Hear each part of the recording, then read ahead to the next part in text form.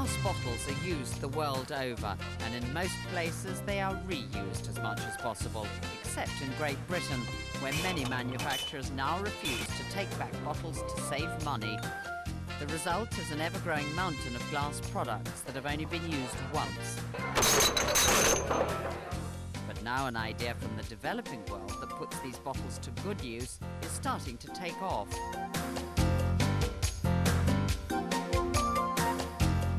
Well, the idea for green glass started in South Africa. I was working in Southern Africa and I saw the idea whilst I was on honeymoon. Ingeniously, you just use a bottle, cut it up, turn it into a tumbler and a wine glass. And it's a fantastic recycling idea, and it solves a lot of waste problems with glass. So we thought it was a great idea for the West, really, as well as Africa. At its factory in Cornwall, Green Glass has 8 people working on a modified version of the South African idea, and the bottles are kept right next to the door for the first stage of their rebirth. This is where all our recycled bottles arrive, and our first job is to separate them out into different colour types and different bottle types. We separate them out into plastic tanks when we've got enough of one bottle type. We fill the tank full of water and soak the labels off and clean them up so they're ready for processing. Originally, bottles were cut by hand, but this specially designed machine will do the job quickly and cleanly. A shallow line is cut around the bottle, which is then heated up with a gas jet. When extreme cold is applied, a clean break is made.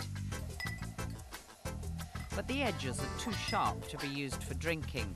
First they are ground down and then melted into a smooth edge.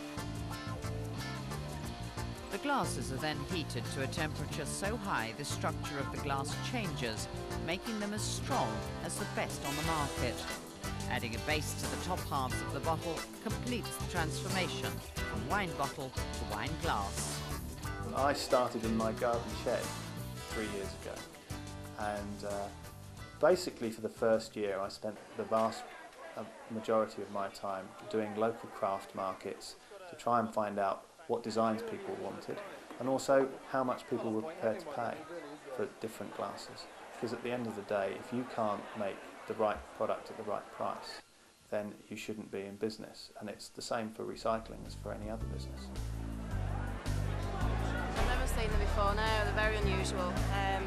Particularly like the beer ones, because my boyfriend drinks Sol, so really different. I think they're great.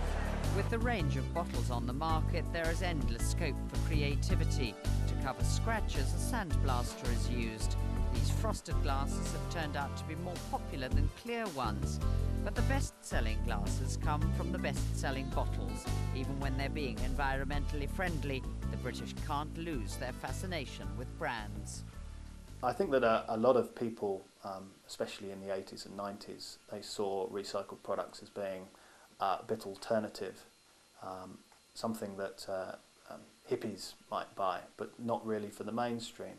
And we think that everybody should be able to buy recycled products, not because they're recycled, but because they're very, very good quality products that they would want to buy anyway.